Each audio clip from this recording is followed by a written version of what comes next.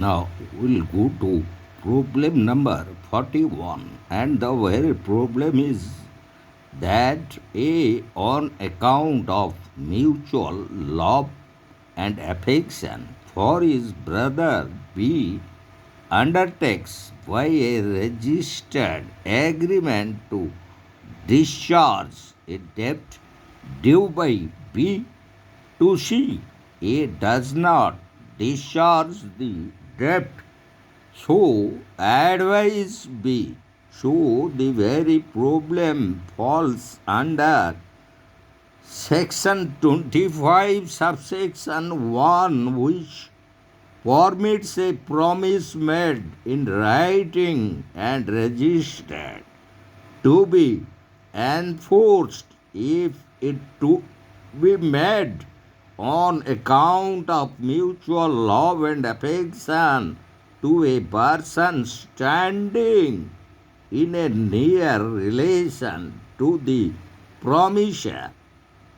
Thus, is undertaking by a registered agreement to discharge a debt due by B, his brother, is a valid contract, as B being his brother stands in a near relation to A.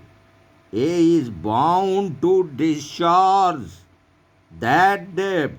And now we'll go to the next problem, and that is the problem number 42. A contracts to marry B, being already married to G, and being forbidden by law to which he is subject to practice polygamy. A fails to perform the promise, and so advice B. In the instant problem, the very object of the contract is unlawful, as it is forbidden by law. The contract between A and B is therefore void. Generally, nobody can sue on the basis of void contracts.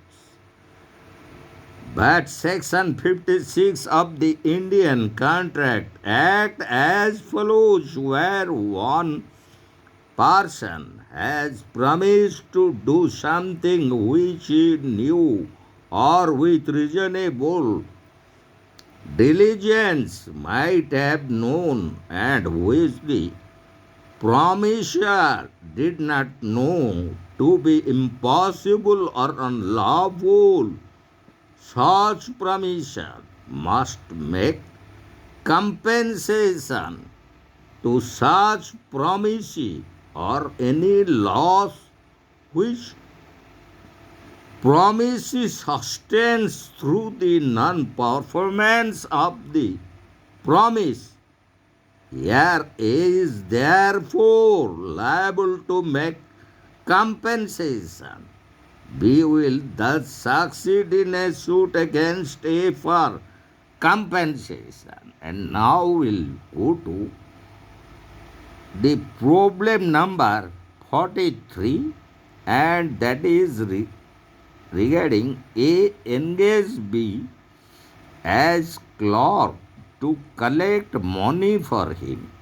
B fails to account for some of his receipts, and A, in consequence, calls upon him to furnish security for his duly accounting. C gives his guarantee for B's duly accounting. A does not acquaint C with B's conduct. B afterwards make default. A sues C for the loss. Will A succeed? The very problem is relating to the various provisions of section 143 of the Indian Contract Act, and as the section reads, any guarantee which the creditor has obtained by means of keeping silence as to the material circumstances is invalid. Here, the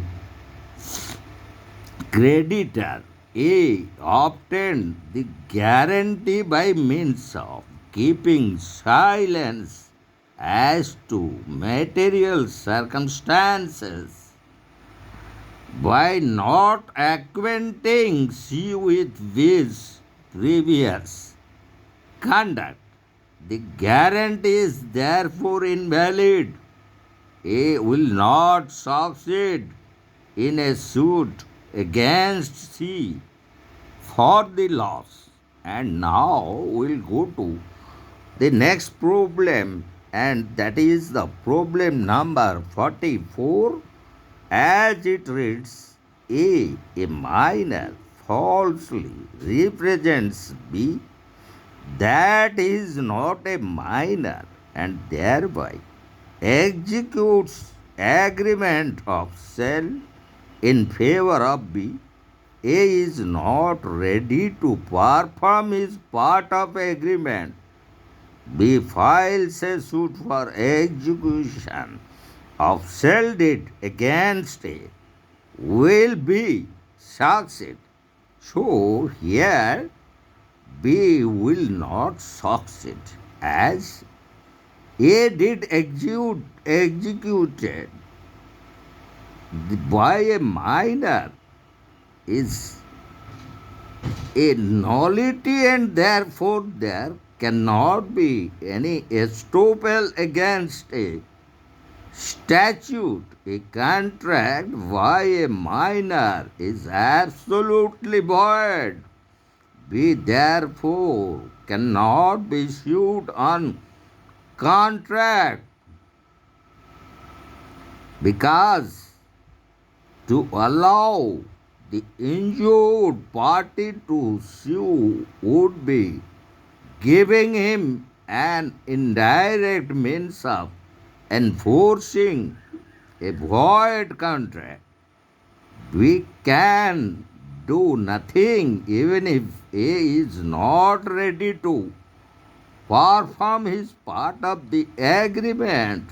Moreover, even if a minor obtains a loan by falsely representing that he is of full age, he is not stopped from setting up the plea of majority. And our last problem, that is problem number 45, which reads out, A handed over some goods to B to deliver them to C, giving the transit goods were seized by government under a warrant of attachment. We could not deliver the goods to C. She filed a suit for compensation against B.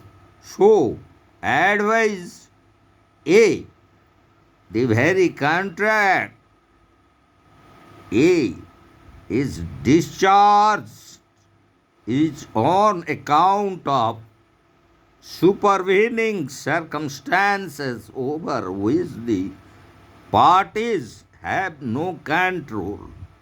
Its performance becomes impossible within the time or in the manner contemplated by the parties.